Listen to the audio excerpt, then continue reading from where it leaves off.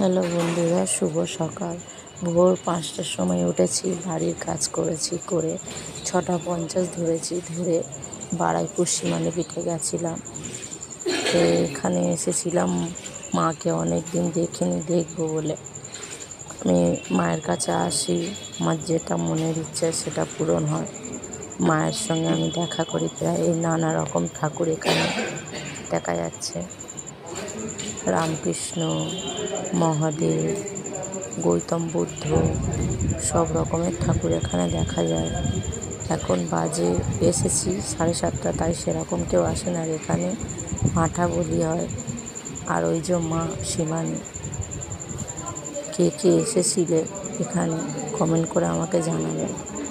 এই যে লেখাটা রয়েছে যে এখানে পুজো হবে, যখন ঠাকুরমশাই বলে দিয়েছে যে পুজোর সময় কেউ কথা বলবে না, ফোনের যে যার ফোনের সব সুইচ অফ করে রাখবে, মায়ের পুজোর সময় ফোন চালিয়ে রাখবে না। সেই জন্য ফোন নিয়ে আসলে সুইচ অফ করে রেখে দিতে হয় প্রত্যেকটা ফোনে, প্রত্যেকের বলে দেওয়া হয়।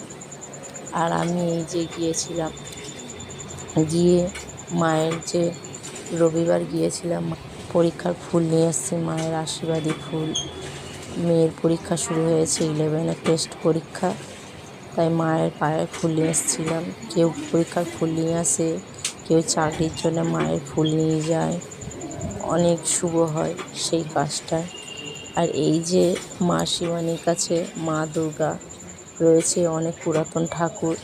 এই ঠাকুরটা প্রত্যেক বছর, এই দুর্গাটা প্রত্যেক বছরে রং করে সাজিয়ে দুর্গা পুজোর সময় প্রচুর লোক আসে এখানে মায়ের কাছে।